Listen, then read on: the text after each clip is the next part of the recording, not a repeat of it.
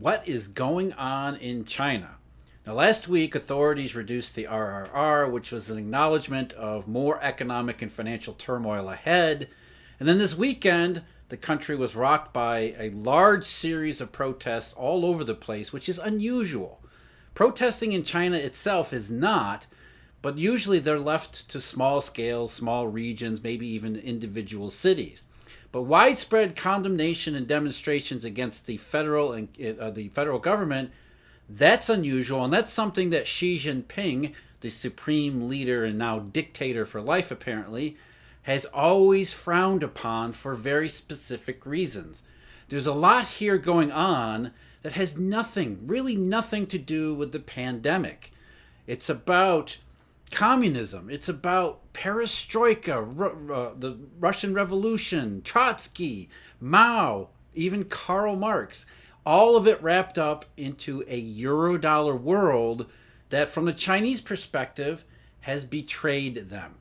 From the communist perspective, that relied upon the Eurodollar system as it existed from the time of the dissolution of the Soviet Union up until, for China, really 2011, everything depended upon this transformation, learning what the Russians did wrong, what happened wrong in the Soviet Union, and turning that into the right way to do things. But just as it was starting to come together, it all fell apart. And into that vacuum came Xi Jinping. And Xi Jinping has a very different view of the world than most people are told. Now, I'm Jeff. This is Eurodollar University. Thank you for joining me. If you're interested in member videos, exclusive content, you can check out memberships at eurodollar.university. We also have subscription services. Markets Insider Pro, I do a daily briefing that's bundled with Stephen Van Meter's Momentum Timer Pro, along with Tracy Schuchart's weekly oil and energy materials, as well as a deep dive analysis, which is a separate subscription, but for the time being, you can get a Black Friday sale price on pretty much all of that stuff. Check it out at eurodollar.university. Now, one of the things that I've had to do in studying the Eurodollar system is pay a lot of attention and focus and notice on China. China being one of the key connections, one of the key cogs, one of the key drivers of economic growth throughout the Eurodollar world. You've got to understand what's going on with China, which means you got to understand something about communism, especially the Chinese version of it. Now, communism was never meant to be a competitor to capitalism. Contrary to how it's been portrayed, especially in the West, the communists realized communism doesn't create the wealth that's required to create the conditions necessary for the long waited for socialist transformation. Instead, what Karl Marx said from the very beginning was that a pre-industrial economy or any pre-modern economy that doesn't have the capacity to already created the capacities to sustain just economic life under a socialist transformation should never attempt to go in that direction. But as I said in a recent video talking about China and its roots, many years ago, Vladimir Lenin decided he wasn't going to wait for Russia to industrialize to create the wealth and the capacity necessary, economic capacities necessary to undertake that socialist transformation, and adopted sort of a quasi-system where an authoritative vanguard, the revolutionary vanguard, would take control of the Russian economy and drive, whether the workers wanted it or not, and drive the Russian economy into its industrial phase. And then after enough wealth was created, enough capacity was created, they would then lead to the industrial system, which would then allow the socialist utopia to emerge from that process. And in doing so, what Lenin said was we have to take one step backward in order to take two steps forward. The one step backward was going into a limited form of capitalism, which the National Economic Plan in the late 1920s was Lenin and then Stalin's way of trying to do this forced transformation into socialism. And it wasn't supposed to be strictly Russia doing it by itself. According to many of the leading intellectuals of the socialist revolution, it meant that as Western societies continued to progress under their capitalist free market principles, the socialists had every right to adopt, to steal, to pilfer as much technology and capacity as they could possibly do so. In fact, Directorate T, from the very beginning of the precursor of what became the KGB, was focused exclusively on scientific and technological intelligence. Because as Lenin himself supposedly said, they would pursue Western technology with both hands.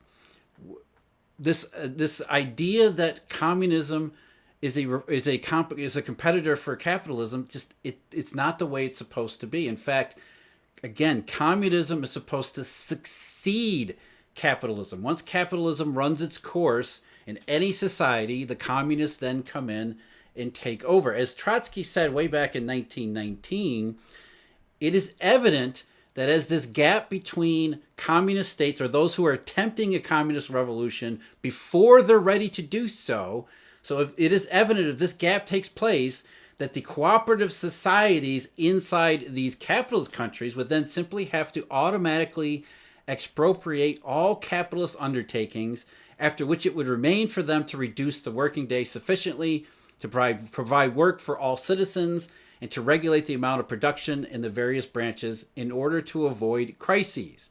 This is the important part. In this manner, the main features of a socialism would be established. Again, it is clear that no revolution and no dictatorship of the working class would be necessary at all. So from the very beginning, 1919, what Trotsky was saying is if you advance the economy far enough, whether it's stealing the technology or forcing the capitalist transformation, the industrial transformation, as Lenin proposed, at some point you have to have enough capacity to reduce the working day sufficiently to provide enough work for all citizens and to regulate the amount of production in the various branches to avoid crisis. If you don't advance the economy far enough, then you won't be able to reduce the working day sufficiently. You'll have unequal distribution of labor, which is something the communists don't like, and you won't be able to regulate the amount of production in the various branches in order to avoid crisis, which means unequal production, unequal labor. You've got a major problem because you're short of the socialist utopia. This is exactly where the Russian Soviet Union, the Russian form of communism, found itself in the 1970s, heading into the 1980s. Now, Mikhail Gorbachev is given tons of credit, especially in the West, as the sort of the peacemaker, the peacemaker that led to the end of the Cold War, when the truth was perestroika and glasnost were forced upon Gorbachev as a means to try to salvage the Soviet Union because it hadn't lived up to what Trotsky had said in 1919. It hadn't been able to reduce and regulate the working day sufficiently to equally distribute labor. It hadn't advanced far enough to keep the amount of production in the various branches, and it left itself with some of the worst possible crises, including agriculture, food. The Soviet Union could no longer produce enough food. As Gorbachev said in 1985, we must not change our policy. It is right, correct, authentically Leninist. We have to instead accelerate our rhythm. Go ahead, be frank, and overcome our faults and see clearly our luminous future. In other words, reform was about doing things a little bit differently, but still committed to the socialist idea, to speed up, to increase the rhythm of this industrial transformation.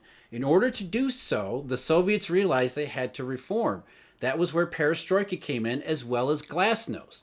But glasnost was sort of the workaround that Gorbachev had to employ in order to get this reform past the hardline communists. In other words, he had to open up politically to bring in more political support from the masses. Otherwise, he wouldn't have been able to pursue perestroika, which literally means to reform. He wouldn't be able to pursue that because it was sort of going backwards in the same way as Lenin had proposed in the 1920s. What Gorbachev was saying is, same thing, we have to take one more step backwards in order to therefore get our 2 steps forwards into the socialist utopia. But the Soviet Union was in major trouble. And by trying to pursue perestroika and glasnost at the same time, they set themselves up for complete and utter failure. As, KGB General Nikolai Leonev said in the 1980s, first there was a visible decline in the rate of growth, then its complete stagnation. There was a drawn-out, deepening, and almost insurmountable crisis in agriculture. It was a frightening and truly terrifying sign of crisis. It was these factors that were crucial in the transition to perestroika. Now, what does this have to do with China, especially China today? Well, for one thing, Deng Xiaoping, who was the leader of China at the time, realized what was going on in the Soviet Union and said, we cannot go down the same road as the Russians did. Otherwise, it'll be August 1991 in Beijing. If you're not aware, August 1991 is basically when the Soviet Union was dissolved. There was a coup. Perestroika didn't really work out. In fact, it was the last version of perestroika was committing the socialist Soviet Union into a full-blown free market capitalism, including selling all of its state-owned assets and being converted completely to, like I said, free market capitalism. The Chinese realized what was going on in the Soviet Union and realized what was going wrong with it. It took 2 steps backwards in order to take what they hoped was a gigantic leap forward. And that 2 steps backward was to do 2 things. One was to follow the strictly Leninist principle, again, in contravention of what Marx said. Marx said, don't do this in a pre-industrial society. The Maoists, the Dengists, just like the Russians said, well, it's kind of too late now. We're going to try to do this transformation on our own. We're not going to replace capitalism just yet. We're going to embrace it, but a very limited form of capitalism. When the second thing that the Chinese learned from the Russians is that you don't do political reform at the same time you're trying to restart and kickstart the economy, because it won't work. All you'll do is unleash the fury of the citizenry that have been oppressed, have been lacking in economic progress, and everything that's wrong with the system will come flooding out all at once. That's what the Chinese decided. They're going to be increasingly authoritarian at the same time as embracing a limited form of capitalism, not because they want to reform in a capitalist free market private property sort of way, but because they want to use that capitalist power in order to regenerate or rejuvenate, as Xi Jinping has said recently, the Chinese model of communism, Chinese model socialism with Chinese characteristics. And that worked for many decades. Between 1991, or actually 1992, when Deng Xiaoping went on his famous southern tour and said, we need to open up, what he was saying is we need to open up so that we're not the Soviet Union. So they remade the Chinese economy. Eurodollars flooded into that place because it was a completely open market, and it seemed like they had a friendly government, nominally communist, but a friendly, business-friendly government, and things worked out. Until that little matter in August of 2007, that little spark that has upended everything. So if you're a Chinese communist, like Deng Xiaoping and then Jiang Zemin and Hu Jintao, you're committed to this transformation. You see that it seems to be working. Where Lenin failed, the Chinese seem to figure out a way to do this transformation, despite what Marx warned about, until the bottom fell out from underneath the Chinese. As they were doing this transformation, they had to stop around 2011 into 2012 and ask themselves, what happens if this economic transformation stops before we're ready for it to stop? That is the question that Xi Jinping has been trying to answer ever since he took power. In 2012, what the Chinese communists are actually wrestling with is the weakness of a top-down structure. And a top-down structure that's attempting to do something that has never been done before. This transformation, going all the way back to Karl Marx, from a agrarian, backward society through its capitalist stage on into its socialist endpoint. They were attempting to do it and only got halfway through it when the bottom fell out of the global economy. And it's never come back since. And as an authoritarian regime, that means strength of that authoritarian regime really only comes from two places. And that's either economic strength, you can demonstrate the fact that you can grow prosperity and living standards inside your country, or military slash police. And if you're a top-down authoritarian structure that's attempting to do a socialist transformation that no longer has the economy, you no longer have the ability to use the economy to prop up your government, what does that leave you? It leaves you with only the authoritarian military police strength. And this is something that Xi Jinping has been talking about for years, for a very long time. He has been obsessed with what everybody has called the color revolutions of the 21st century. Ironically, going back to the Ukraine, what was that, 2004, 2005, the Orange Revolution? What Xi Jinping has said, and what he has realized, if you read between the lines, is that without the economic strength, China can only depend upon its authoritarian military police surveillance presence to keep order, because they are not ready for their socialist transformation. They still have a good portion of the population who has put up with decades of pollution, corruption, unequal distribution of resources, labor, wealth, all of these things, with the promise the Chinese have been saying for decades. The promise is we're going to create this prosperous, harmonious society, in the language of Hu Jintao. We're going to make, or did they go back to Jiang Zemin? Maybe go back further than that. This harmonious society where everybody shares equally. Well, if you don't have the economic growth, if you're stopped short in that transformation, you have a ton of risk. And so Xi Jinping has chosen the COVID era in order to become more and more authoritarian, because he realizes the economy is gone. It's dead. It's not going to continue the transformation. In fact, he said part of common prosperity, a big part of common prosperity, really there's two parts. Common prosperity is what economic capacity and wealth that we've created, we're going to share more equally, which is why we're not going to prop up the real estate sector anymore, because that privileged financiers and banks and all of the real estate speculators, billionaires and things like that. The reason the Chinese are not going to prop up the real estate sector, they're going to let Evergrande and developers fail, common prosperity, realizing that the economy is going through another transformation, just not the one that they wanted. They're not transforming from the capitalist society into the socialist society. They got to go through another stage that is no longer dependent upon capitalism, which is the second part of common prosperity, which, as Xi Jinping has said, is that they're going to try to invent new technologies that are going to lead China into this final transformation. They're no longer going to depend upon capitalism. They're going to depend upon their own designs. It sounds like a sci-fi novel or something.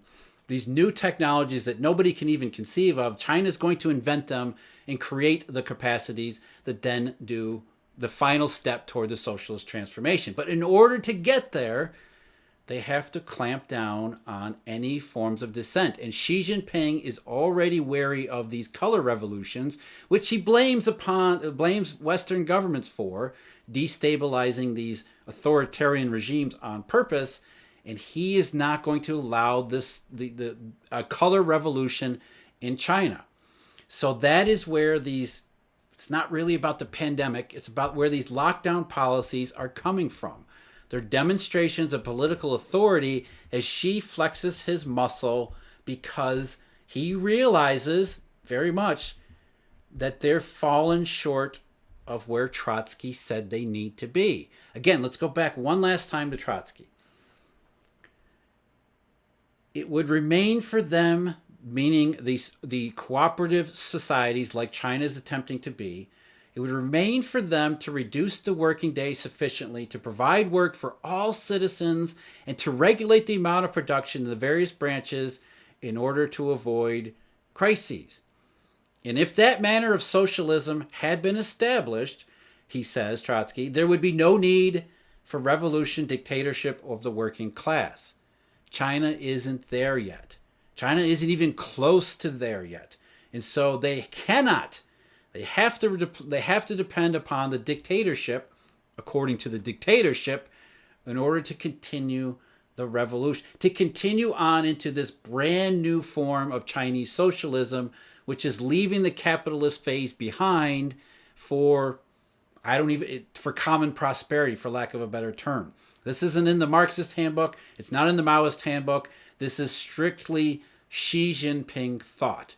And it's a experiment in socialism that's never been seen before, never been tried before, and it's been forced upon the Chinese by the lack of economic progress over the last 15 years that is only getting worse, if in case you haven't realized. The Chinese doing the RRR cuts as well as other measures in anticipation of more economic disruption ahead.